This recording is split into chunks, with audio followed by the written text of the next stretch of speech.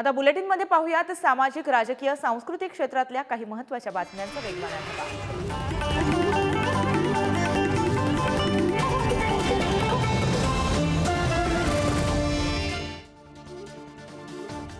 मनोज जरांगे यांच्या चौथ्या टप्प्यातील दौऱ्याला आजपासून पुन्हा सुरुवात होतेय। जालन्यातल्या पांझरपोळमध्ये त्यांच्या दौऱ्याला सुरुवात होणार आहे। मराठवाडा, खानदेश आणि विदर्भाचा यावेळेस ते दौरा करणार आहेत। जालन्यातील पांझरपोळ मैदानावर आज मनोज जरांगे यांची दुपारी 2 वाजता जाहीर सभा होणार आहे। या सभेची 80 एकरावर जय्यत तयारी करण्यात आली आहे। सभेसाठी 10 लाख लोक येण्याचा अंदाज मराठा क्रांती मोर्चाने वर्तवला आहे। मनोज जरांगे यांच्या सभेपूर्वी भव्य दुचाकी रॅली काढण्यात येणार आहे। यात 20,000 दुचाकीस्वार सहभागी होणार असून तोफांची सलामी देऊन त्यांचे स्वागत केले जाणार आहे। दरम्यान जरांगे यांच्या सभेसाठी चौकाचौकात होर्डिंग्स लावले गेले आहेत। मनोज जरांगे यांच्या जालन्यातील सभेसाठी आरोग्य विभाग सज्ज झालाय। सभेसाठी निघणाऱ्या रॅली मार्गातील 9 चौकांमध्ये सुसज्ज रुग्णवाहिकांची व्यवस्था करण्यात आली आहे। शासकीय रुग्णालयासोबतच खासगी रुग्णालये सुद्धा मोफत आरोग्य सेवा देणार आहेत। मराठा आरक्षणासाठी आजपासून गावोगावी साखळी उपोषणाला सुरुवात होणार आहे। यासाठी प्रत्येक जिल्ह्यात मराठा बांधवांकडून जनजागृती करण्यात येणार आहे। मराठा आरक्षणाचे जनक उपमुख्यमंत्री फडणवीस हेच आहेत असं वक्तव्य चंद्रशेखर बावनकुळे यांनी केलंय। पृथ्वीराज चव्हाण यांनी मराठा समाजाला आरक्षण देण्याचा विचार कधीही केला नाही, तो विचार सर्वात आधी फडणवीस यांनी केला असं ते म्हणाले। धनगर आरक्षणासाठी आज साताऱ्यातील खंबाटकी घाट हा बंद करण्याचा इशारा देण्यात आलाय। गेल्या 15 दिवसांपासून लोणंद नगरपंचायतीसमोर उपोषणासाठी बसलेल्या गणेश केसरकर यांना पाठिंबा दर्शवण्यासाठी पुणे बंगळुरू महामार्गावर रास्ता रोको करण्यात येणार आहे। कर्जतमधील महामेळाव्याला जाताना मराठा समाज बांधवांनी मंत्री छगन भुजबळांची गाडी अडवली होती, तर ज्या कार्यकर्त्यांनी गाडी अडवली त्यांचा सत्कार करण्यात आला। कर्जतमधील संभाजी चौकात मंत्री छगन भुजबळांच्या विरोधात मराठा समाज बांधवांनी घोषणाबाजी केली। त्यांनी रायगड जिल्ह्यातून जावं अशी मागणी यावेळेस जमावानं केली होती। भाजप आणि शिवसेनेबरोबर 2004 यालाच राष्ट्रवादीची युती होणार होती, मात्र प्रमोद महाजन यांनी बाळासाहेब ठाकरे यांना बैठकीची बातमी सांगितली आणि भाजप, शिवसेना आणि राष्ट्रवादीची होणारी युती फिसकटली असा गौप्यस्फोट प्रफुल्ल पटेल यांनी केला आहे। अजित पवार यांच्या मेळाव्याचा आजचा शेवटचा दिवस आहे। मेळाव्यात अजित पवार यांचं भाषण होईल, त्यानंतर पक्षातले मुख्य नेते पत्रकार परिषद घेणार आहेत। काँग्रेसच्या कोर कमिटीची आज बैठक आहे। राज्यातील पहिल्या फळीतील नेते या बैठकीला मुंबईत उपस्थित असतील। अवकाळी पाऊस, गारपिटीमुळे झालेल्या नुकसानीची या संदर्भामध्ये चर्चा होणार आहे। त्याचबरोबर काँग्रेस नेते राज्यभर दौरे करत आहेत, त्या संदर्भात सुद्धा नियोजन होण्याची शक्यता आहे। शिवसेना आमदार अपात्रता प्रकरणी आज विधानसभा अध्यक्षांसमोर सुनावणी होणार आहे। कालच्या सुनावणीमध्ये ठाकरेंच्या शिवसेनेचे प्रतोद सुनील प्रभू यांची उलट तपासणी करण्यात आली। पक्ष कुणाचा यावरून न्यायालय आणि आयोगापुढे कामकाज सुरू आहे। पक्ष हातातून गेला तरी आम्ही पुन्हा तयारी करू असं मत राष्ट्रवादीच्या खासदार सुप्रिया सुळे यांनी व्यक्त केलं आहे। आगामी लोकसभा निवडणुकीसाठी भाजप, राष्ट्रवादी आणि शिंदेच्या शिवसेनेचे जागा वाटप डिसेंबरपर्यंत होईल अशी माहिती सुनील तटकरे यांनी दिली आहे।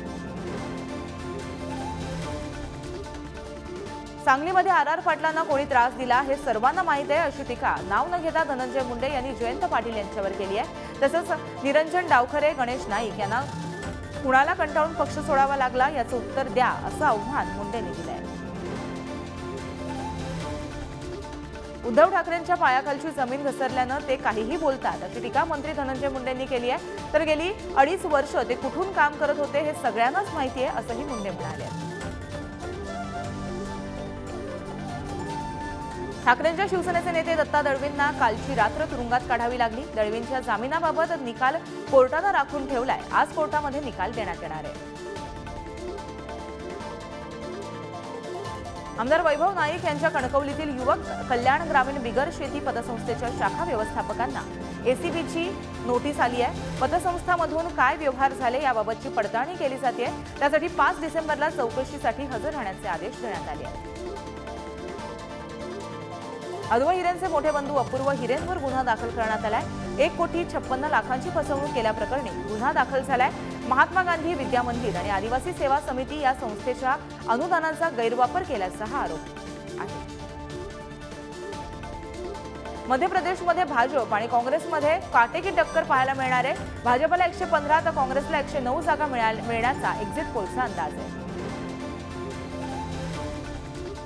तेलंगणामध्ये बीआरएस आणि काँग्रेसमध्ये चुरशीची लढत होणार आहे। बीआरएसला 52 तर काँग्रेसला 58 जागा मिळण्याचा अंदाज वर्तवला जातोय, तर भाजप तिसऱ्या स्थानी जाण्याचा अंदाज आहे। छत्तीसगडमध्ये काँग्रेस पुन्हा सत्तेत येण्याचा अंदाज वर्तवला जातोय। काँग्रेसला 45 तर भाजपला 40 जागा मिळण्याचा अंदाज वर्तवला जातोय। राजस्थानमध्येही भाजप आणि काँग्रेसमध्ये चुरशीची लढत होणार आहे। भाजपला 105 तर काँग्रेसला 80 जागा मिळण्याचा अंदाज आहे। मिझोराममध्ये एमएनएफ आणि जेपीएम मध्ये काटेकी टक्कर पाहायला मिळते, तर भाजप खातं उघडण्यापासून दूर राहण्याचा अंदाज आहे, तर काँग्रेसला 40 पैकी 8 ते 10 जागा मिळण्याचा अंदाज वर्तवला जातोय। विकसित भारत संकल्प यात्रेत काल मोदींनी लाभार्थ्यांसोबत संवाद साधला। यावेळेस त्यांनी गरीब, महिला, तरुण आणि शेतकरी ही सर्वात मोठी गोष्ट आहे असं म्हणाले। त्यांना बळकट करून आम्ही भारताला विकसित राष्ट्र बनवू असंही आश्वासन त्यांनी दिलंय। राष्ट्रपती द्रौपदी मुर्मू आजपासून 2 दिवसाच्या नागपूर दौऱ्यावर आहेत। शासकीय मेडिकल महाविद्यालय आणि रुग्णालयाच्या अमृत महोत्सवी कार्यक्रमाला उपस्थित राहणार आहेत। मुंबई विद्यापीठाच्या सिनेट पदवीधर मतदार नोंदणीचा कालावधी गुरुवारी संपलाय। 1 महिन्याच्या काळात केवळ 26,944 पदवीधर मतदारांनी नोंदणी केली आहे। मनसे आमदार राजू पाटलांच्या आरोपांवर पालकमंत्री शंभूराज देसाई यांनी प्रतिक्रिया दिली आहे। कल्याण शीळ रोड बाबत काही सुधारणा करायच्या असतील तर पालकमंत्री म्हणून मी बैठका घेईन असं ते म्हणाले। नौदल दिनाच्या कार्यक्रमानिमित्त सिंधुदुर्गमध्ये जोरदार तयारी सुरू आहे। या तयारीची आज पालकमंत्री रवींद्र चव्हाण पाहणी करणार आहेत। बिर्डीसाळ पुनर्विकास प्रकरणातील दुकानदारांनी दुकानाच्या बदल्यात घर मिळण्याची मागणी केली होती। ही मागणी म्हाडानं मान्य केली। यामुळे दुकानाच्या बदल्यात घराची मागणी करणाऱ्या रहिवाशांना दिलासा मिळाला। यंदाच्या वर्षात देशभरात 40 कोटी रुपये किमतीवरती आलिशान घरांचे 58 व्यवहार झाले आहेत। या घरांसाठी सरासरी 70 कोटी रुपयांप्रमाणे 4063 कोटी रुपये मोजण्यात आले आहेत। यातील 53 व्यवहार देशाची आर्थिक राजधानी असलेल्या मुंबईतली आहेत। म्हाडाच्या पुणे मंडळाच्या पुणे, पिंपरी चिंचवड, कोल्हापूर, सोलापूर, सांगलीतील 5863 घरांच्या विक्रीसाठीची सोडत जाहीर झाली आहे। 5 डिसेंबरला पुण्यात सोडत काढण्यात येणार आहे। जिल्हा परिषद प्राथमिक शिक्षकांच्या आंतरजिल्हा बदलीचा 6वा टप्पा सुरू करण्यासाठी ग्रामविकास विभागानं परिपत्रक काढलंय। यामुळे 6 डिसेंबरला बदलीपात्र तसंच इच्छुक शिक्षकांना ऑनलाईन अर्ज करण्याची संधी आहे। अंगणवाडी कर्मचारी 4 डिसेंबरपासून राज्यव्यापी बेमुदत संपावर जाणार आहेत। या संपाची जाहीर नोटीस देण्यासाठी ठाणे जिल्ह्यातील अंगणवाडी कर्मचारी आज ठाणे जिल्हा परिषद कार्यालयावर मोर्चा काढणार आहेत। जुनी पेन्शन सुरू करण्यासंदर्भात नेमलेल्या समितीचा अहवाल येऊनही सरकारनं दुर्लक्ष आणि प्रलंबित मागण्यांसाठी आंदोलन करण्यात येणार आहे। 14 डिसेंबरला सामूहिक रजा आंदोलनाचा इशारा राजपत्रित अधिकारी या महासंघानं दिला आहे। चीनमध्ये निमोनियाचे रुग्ण वाढू लागले असून त्यात प्रामुख्याने इन्फ्लुएन्झा, मायक्रोप्लाझा आणि सार्स कोविड-19चे रुग्ण अधिक आहेत। यामुळे मुंबई विमानतळावरती थर्मल स्क्रीनिंग काटेकोरपणे सुरू आहे। पिंपरी चिंचवड पालिकेच्या नोकर भरती परीक्षेसाठी उत्तीर्ण आणि कागदपत्रांच्या तपासणीत पात्र ठरलेल्या एकूण 387 उमेदवारांना नियुक्ती देण्यास मान्यता देण्यात आली आहे। 2 ते 3 दिवसात अंतिम निकाल जाहीर करून त्यांना पदावरती रुजू केलं जाणार आहे। जेजुरीच्या खंडोबा नगरीत शासनाच्या वतीनं जेजुरी तीर्थक्षेत्र आराखड्यातील 359 कोटी रुपये मंजूर झालेत। पहिल्या टप्प्यातील 109 कोटी रुपयांची कामं सुरू झाली आहेत। यामध्ये जेजुरीगड, खंडोबा मंदिर, होळकर तलाव, पेशवे तलावाची डागडुजी या सर्व कामांचा समावेश आहे। कोल्हापुरात केएमटी कर्मचाऱ्यांचा बेमुदत संप सुरू झालाय। 7व्या वेतनाची अंमलबजावणी करण्याबाबत तसंच विविध मागण्यांसाठी कर्मचाऱ्यांचा बेमुदत संप सुरू झाला आहे। उत्तर मध्य रेल्वेने लाईन ब्लॉकमुळे जालना ते छपरा या विशेष रेल्वेच्या 6 फेऱ्या रद्द केल्या. 1 डिसेंबर 2023 ते 5 जानेवारी 2024 दरम्यान रद्द करण्यात आल्या. राष्ट्रीय एड्स नियंत्रण कार्यक्रमातून रुग्णांचा शोध, औषधांची उपलब्धता आणि समुपदेशन या उपाययोजनांमुळे HIV ग्रस्त रुग्णांची संख्या घटताना दिसते. यंदा राज्यात 23,41,119 व्यक्तींची तपासणी करण्यात आली. त्यापैकी 8,366 व्यक्ती HIV पॉझिटिव्ह आढळल्या. नाशकातील दिंडोरीत शरद पवारांच्या राष्ट्रवादीचा जनआक्रोश मोर्चा निघणार आहे. यावेळेस ट्रॅक्टर रॅली काढण्यात येणार असून या रॅलीत 200 ट्रॅक्टर सहभागी होणार आहेत. मोर्चाला जयंत पाटील, जितेंद्र आव्हाड उपस्थित राहणार आहेत. जळगावातील धरणगाव या तात्काळ दुष्काळग्रस्त जाहीर करावा यासह या विविध मागण्यांसाठी ठाकरेंची शिवसेना बैलगाडा मोर्चा काढणार आहे. सोलापुरात प्रहार जनशक्ती पक्षानं पाण्याच्या टाकीवर चढून शोले स्टाईल आंदोलन केलं होतं.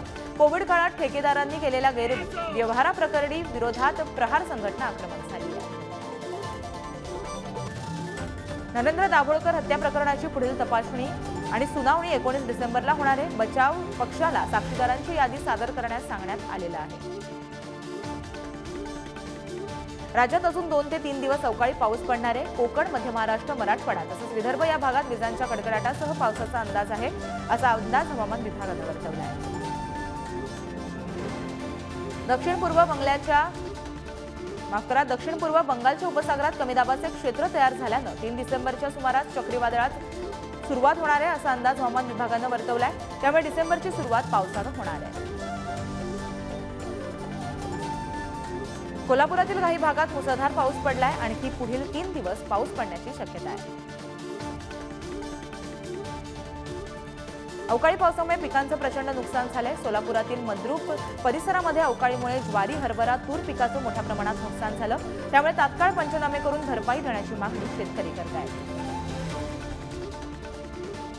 सांगलीसह मिरजेतील अनेक भागांमध्ये पावसाचा तडाखा दिसला. अवकाळी पावसाचा द्राक्ष बागांना मोठा फटका बसलाय. वाऱ्यामुळे ज्वारीची उभी पिकं आडवी झालेली दिसून आली आहेत. हिंगोलीतील गोरेगाव परिसरामध्ये अवकाळी पावसाचा फटका तूर पिकांना बसलाय. तसंच तूर पिकांवर अळीचा प्रादुर्भाव देखील वाढलाय. यासाठी कृषी विभागाकडून मार्गदर्शन करण्याची मागणी शेतकरी करत आहेत. आज पालकमंत्री अब्दुल सत्तार हिंगोली जिल्हा दौऱ्यावर आहेत. नुकसान झालेल्या शेत शिवारात ते पाहणी करणार आहेत. धुळ्यात ठाकरेंच्या शिवसेनेच्या संपर्क प्रमुखांनी नुकसानग्रस्त भागाची पाहणी केली. यावेळी शेतकऱ्यांना तात्काळ भरपाई देण्याची मागणी देखील त्यांनी केली आहे. नाशिकच्या हक्काच्या पाणी जायकवाडीच्या दिशेने वाहताना मूग गिळून गप्प कसे बसला, असा सवाल ठाकरेंच्या शिवसेनेचे महानगर प्रमुख सुधाकर बडगुजर यांनी विचारलाय. नाशिककरांवर पाणी कपात लागू झाल्यास पालकमंत्रीच जबाबदार राहतील, असंही ते म्हणाले. जायकवाडी धरणावर 1200 मेगावॅट वीज निर्मितीचा फ्लोटिंग सोलार प्रकल्प उभारण्यात येणार आहे. या प्रकल्पाच्या कामाची उपमुख्यमंत्री देवेंद्र फडणवीस यांनी सह्याद्री अतिथीगृहावर आढावा बैठक घेतली आहे. सरासरीपेक्षा कमी पाऊस पडल्यानं यावर्षी राज्याच्या 6 विभागातील धरणांचा पाणीसाठा 67.18% आलाय. त्यामुळे नागरिकांचं पाण्यावाचून हाल सुरू झालेत. स्थानिक पातळीवर जिल्हाधिकारी कार्यालयाकडून टँकर पाणी पुरवठा करण्याची वेळ आली आहे. आज वांद्रे ते अंधेरी भागामध्ये काही ठिकाणी पाण्याचा दाब कमी राहणार आहे. मेट्रोच्या कामामुळे जलवाहिनीला गळती सुरू झाल्यानं पाणी कमी दाबानं सोडलं जाणार आहे. मुंबई कृषी उत्पन्न बाजार समितीमध्ये सफेद वाटाणा आणि हिरव्या वाटाण्याची आवक कमी झाल्यामुळे दरामध्ये वाढ झाली आहे. हिरवा वाटाणा आणि सफेद वाटाणा 80 ते 90 रुपये किलो या दरानं विकला जातोय. पुण्यात 5 डिसेंबरपासून ज्ञानेश्वर महाराजांच्या संजीवन समाधीचा सोहळा सुरू होतोय.